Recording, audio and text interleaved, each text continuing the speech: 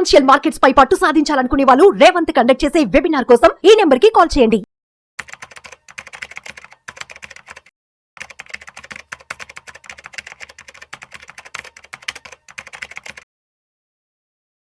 Welcome to Vishnu Talks. నేను విష్ణు. ప్రస్తుతంతో పాటు NISM and CRISIL certified wealth manager Revanth Chalamala ఉన్నారు. వారితో మాట్లాడదాం. నమస్తే రేవంత్. నమస్తే అండి.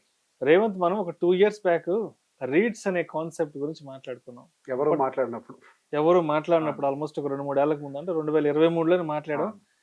అప్పుడు ఎక్కడా కూడా దానికి సంబంధించిన ఇన్ఫర్మేషన్ కానీ ఎక్కడ అంత అవైలబిలిటీ కూడా లేదు. సో ఈ మధ్య ఎక్కడ చూసినా కూడా రీట్స్ గురించే వస్తుంది. అంటే రియల్ ఎస్టేట్ ఇన్వెస్ట్మెంట్ ట్రస్ట్. అసలు అంటే ఇప్పుడు ఎవరైతే కొత్తగా చూస్తున్నారో వాళ్ళ కోసంగా అసలు రీట్స్ అంటే ఏంటి, ఈ రీట్స్ లో ఎలా ఇన్వెస్ట్ చేయొచ్చు, ఏ కేటగిరీ ఆఫ్ పీపుల్ కి ఈ రీట్స్ ఇన్వెస్ట్మెంట్ బాగుంటుంది అంటారు? సో బేసిక్ గా డీమ్యాట్ అకౌంట్ అంటూ ఓపెన్ చేస్తే అందరికి తెలిసింది మాక్సిమం కొంటే నేను ఈక్విటీ షేర్లు కొంటానని తెలుసు. ఈవెన్ మ్యూచువల్ ఫండ్స్ అని అంటే మనకు మాక్సిమం తెలిసింది ఈక్విటీకి సంబంధించినటువంటి మ్యూచువల్ ఫండ్స్ కొంటాం, లార్జ్ క్యాప్ మిడ్ క్యాప్, ఇంతే తెలుసు. కానీ the beauty of this market ఏంటి అని అంటే, మన మ్యూచువల్ ఫండ్లో కానీ ఈ డీమ్యాట్ అకౌంట్స్లో కానీ మన షేర్లు కొనొచ్చు, ఎఫ్డి లాంటి బాండ్లు కొనొచ్చు, గోల్డ్ కొనొచ్చు, రియల్ ఎస్టేట్ కూడా కొనొచ్చు. ఓకే, అన్నీ కలిపి ఉండే ఒక ప్లేసే ఈ మ్యూచువల్ ఫండ్ కానీ ఈ స్టాక్ మార్కెట్ కానీ. ఇందులో అన్నీ ఉంటాయి. అందరికీ తెలిసింది మాక్సిమం షేర్లు కొనాలి, అంతవరకే తెలుసు. ఈవెన్ మనకు multi asset based mutual funds కూడా చాలా వచ్చాయి. అందులో కూడా కొంతవరకు రీట్స్ని యాడ్ చేసి పెడుతున్నారు. సో రీసెంట్గా రీట్స్ అనేది బాగా అవేర్నెస్ క్రియేట్ అవుతుంది. అఫ్ కోర్స్ మనకు ఒక రకంగా చెప్పాలంటే అది ఇంకా కంప్లీట్లీ 100% మెచ్యూర్డ్ ప్రోడక్ట్ కాదు, ఇంకా చాలా రీట్స్ లిస్ట్ అవ్వాలి మార్కెట్లో. సో దానికి సంబంధించి అసలు ఫస్ట్ రీట్స్ అనేవి ఎట్లా వర్క్ చేస్తాయి అనేది నేను మీకు ఎక్స్ప్లెయిన్ చేస్తాను. సో సింపుల్, దాని డెఫినేషన్లోనే చెప్తోంది రియల్ ఎస్టేట్ ఇన్వెస్ట్మెంట్ ట్రస్ట్. అక్కడ లాస్ట్ మాట ఏం మెన్షన్ చేస్తుంది? ట్రస్ట్.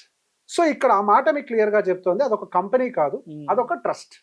ఒక మ్యూచువల్ ఫండ్ కంపెనీ కూడా ఒక ట్రస్ట్, అదొక కంపెనీ అనకూడదు. మ్యూచువల్ ఫండ్ ఏదైతే ఉందో అదొక ట్రస్ట్ కింద పిలువబడుతుంది. సో దాని మీద పూర్తి హక్కు ఎవరికి ఉంటుంది అంటే పెట్టుబడిదారులకు తప్పించి దాని మీద హక్కులు ఎవరికి ఉండవు. వాళ్ళు కస్టోడియన్స్గా మాత్రమే ఉంటారు అక్కడ ఉండే అధికారులందరూ, కానీ పూర్తి అధికారం మాత్రం ఇన్వెస్టర్దే అని దాని యొక్క ఉద్దేశం. సో దాన్ని ట్రస్ట్ కింద ఫామ్ చేశారు. సో దాని స్ట్రక్చరే ఒక ట్రస్ట్ కింద ఫార్మేషన్ చేయడంతో దాని యొక్క అంటే దాని మీద అధికారం పూర్తిగా ఉండదు. దాని నుంచి వచ్చేటువంటి ఇన్కమ్కి కానీ ప్రతి ఒక్క దానికి కూడా కొన్ని నియమాలు ఉంటాయి. ఎంత ఇన్కమ్ డైరెక్ట్గా ఇన్వెస్టర్స్కి పాస్ ఆన్ చేయాలి, ఎంత మెయింటెనెన్స్ కోసం పక్కకు పెట్టాలి. సో ఇది అంతా ప్రీ డిఫైన్డ్గా ఉంటుంది.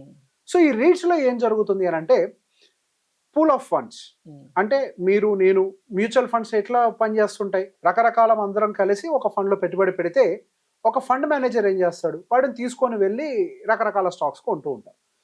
సో ఇక్కడ ఏం జరుగుతుంది అని అంటే ప్రాపర్టీస్ని ఎక్వైర్ చేసి పెడతారు.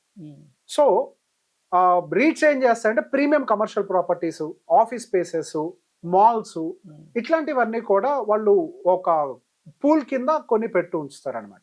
ఇప్పుడు ఫర్ ఎగ్జాంపుల్ మనకి హైదరాబాద్ హైటెక్ సిటీలో మైండ్ స్పేస్ అని ఒకటి, రైట్? అదొక pool of properties. Mind space అనేది అది కూడా ఇందులో ఉంటుంది. రహేజా మైండ్ స్పేస్ ఉంటుంది కదా హైటెక్ సిటీలో. అది కూడా మనకి ఇప్పుడు ఎక్స్ప్లెయిన్ చేస్తాను నేను, దానికి సంబంధించి కూడా అది కూడా మనకి లిస్ట్ అయి ఉంటుంది మైండ్ స్పేస్ కూడా.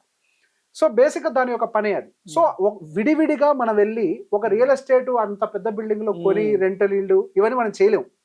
వాళ్ళకి కూడా ఏం కావాలి? క్యాపిటల్ కావాలి. ఎన్ని రోజులని కొని అన్ని వేల కోట్ల రూపాయలు అట్లా మూలుగుతూ ఉంటాయి.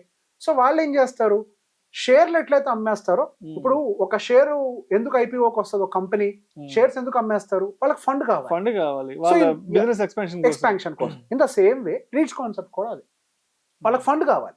సో వాళ్ళు ఏం చేస్తారు, దాన్ని భాగాలు చేసేసి పబ్లిక్ లోకి ఇట్లా లిస్ట్ చేసి స్టాక్ మార్కెట్ లో అమ్మేస్తారు. ఈ DLF కూడా ఉన్నాయి, అన్ని ఉన్నాయి, చాలా ఉన్నాయి, చాలా ప్రాపర్టీస్ ఉన్నాయి. వాళ్ళు ఎక్స్ప్లెయిన్ నెక్సస్ అని ఇట్లా చాలా కంపెనీస్ ఉన్నాయి వీటిల్లో.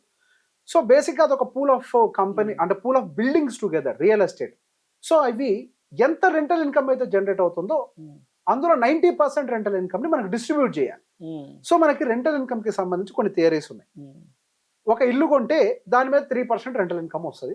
ఒక కమర్షియల్ ప్రాపర్టీ కొంటే దాని మీద 6% మనకి రెంటల్ ఇన్కమ్ వస్తుంది. ఇది జనరలైజ్ థియరీ. ఒక ప్రాపర్టీ అప్రిసియేషన్ 7% యావరేజ్గా ఉంటుంది.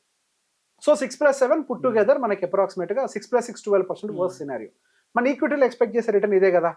కాకపోతే ఇక్కడ ఒక అడ్వాంటేజ్ ఏంటి అని అంటే, మీకు సగమేమో ప్రాపర్టీ అప్రిసియేషన్ రూపంలో కనిపించే అవకాశం ఉంటుంది, సగమేమో డబ్బు రూపంలోకి వస్తుంది, అంటే క్యాష్ ఫ్లో కూడా క్రియేట్ చేస్తుంది.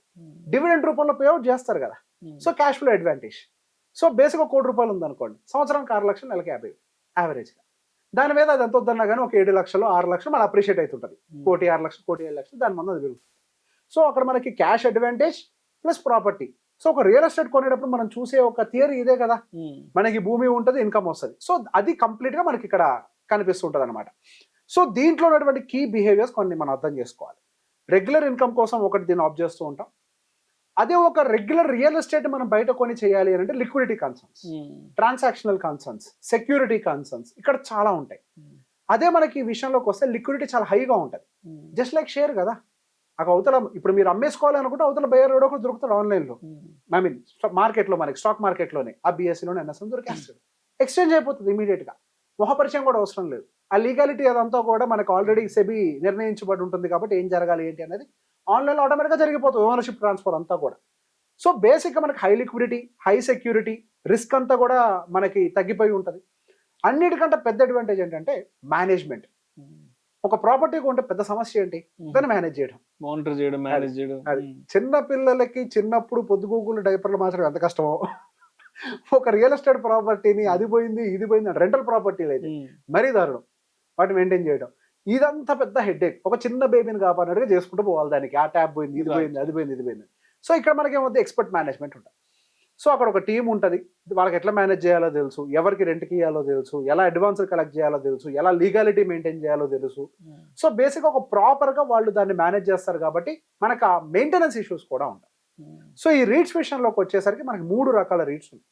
ఒకటేమో ఈక్విటీ బేస్డ్ రీట్స్ అని అంటాం, అంటే పూర్తిగా అంటే మనకి ఇప్పుడు మోస్ట్ కామన్గా ఇండియాలో ఉందంటే ఈక్విటీ బేస్డ్ రీట్స్ అనమాట. సో ఇప్పుడు అది పూర్తిగా ఏం చేస్తుంది అంటే రియల్ ఎస్టేట్ ప్రాపర్టీస్లోనే ఇన్వెస్ట్ చేస్తుంది, దానికి ఇంకో పని లేదు. కమర్షియల్ బిల్డింగ్ అవ్వచ్చు, మాల్ అవ్వచ్చు, ఏదైనా కానివ్వండి, ఆఫీసెస్ కావచ్చు, వాటిలో ఇన్వెస్ట్ చేయడమే ఈక్విటీ రీట్స్ యొక్క పని. ఇంకొకటి మార్టిగేజ్ రీట్స్. బిల్డింగ్లు కట్టే వాళ్ళు ఉంటారు చూసారా, రియల్ ఎస్టేట్ లోన్ ఇస్తారు వాళ్ళకి, వాళ్ళ కప్పులు ఇవ్వడమే మార్టిగేజ్ రీట్స్. ఎవరికి ఇస్తారు అని అంటే బిల్డింగ్ అగెన్స్ట్ గా ఇస్తారు. సో అగైన్ ఇక్కడ సెక్యూరిటీ ఉంటుంది, ప్రాపర్టీ అగెన్స్ట్ కదా. ఇప్పుడు హౌసింగ్ లోన్ ఎందుకు ఫట్ మని ఇస్తుంది బ్యాంకు, సెక్యూరిటీ ఉంది కాబట్టి. అలానే ఆ మార్టిగేజ్ ఈటీఎఫ్స్ అని వాటికి ఇస్తారు. హైబ్రిడ్ కూడా ఉన్నాయి, జస్ట్ లైక్ మనకి మ్యూచువల్ ఫండ్స్ ఈక్విటీ అండ్ డెప్ట్ ఎట్లానో ఇక్కడ కూడా మనకి 2 కాంబినేషన్ లో ఉన్నాయి. సో ఇక్కడ రీట్స్ లో మనం ఇన్వెస్ట్ చేయాల్సినటువంటి ప్రాసెస్ ఏంటి, ముందుగా మనం ఓపెన్ చేయాల్సిన ఒక డిమాట్ అకౌంట్, ఏదో ఒక దాంట్లో జిరోదా, XYZ ఎక్కడైనా ఓపెన్ చేయొచ్చు. ఓపెన్ చేసిన తర్వాత మన దగ్గర లిస్టెడ్ రీట్స్ ఒక 4-5 ఉన్నట్టున్నాయి.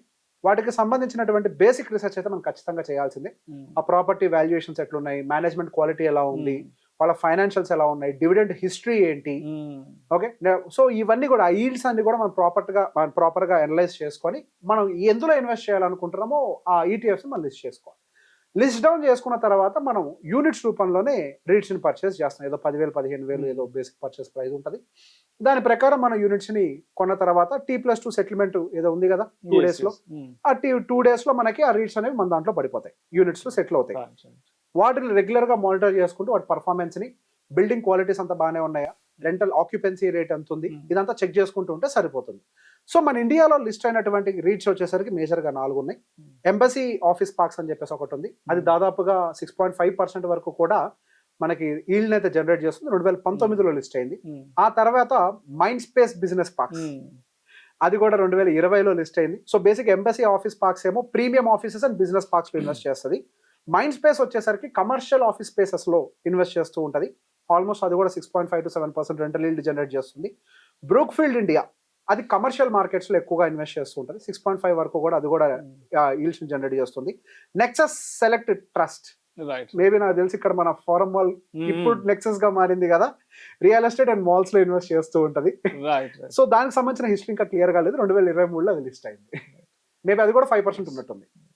సో ఇది ఇప్పుడు మరి డిమాట్ ద్వారా ఈ రీట్స్ లో ఇన్వెస్ట్ చేయాలంటే అంటే ఎంత అమౌంట్ నుంచి మనం స్టార్ట్ చేసుకోవచ్చు అంటారు మన ఇన్వెస్ట్మెంట్ రీట్స్ లో? సో బేసిక్ గా 10,000 రూపీస్ నుంచి కూడా ఓపెన్ చేస్తున్నారు, 10,000 రూపాయల నుంచి కూడా. సో ఇందులో చరిత్రలో మనకి రిటర్న్స్ పరంగా పాయింట్ ఆఫ్ లో చూసినా కానీ బాగానే ఇచ్చింది, 6.5 వరకు కూడా మనకి ఈల్డ్ జనరేట్ చేసింది. మైండ్ స్పేస్ వాళ్ళే దాదాపుగా క్యాపిటల్ అప్రిసియేషన్ కూడా 30% ఇచ్చారు. So basic capital appreciation plus yield అంతా కూడా వస్తుంది. 10,000 రూపాయల దగ్గర నుంచి మనం ఇన్వెస్ట్ చేసుకోవాలి. Thank you so much Revanth, most welcome.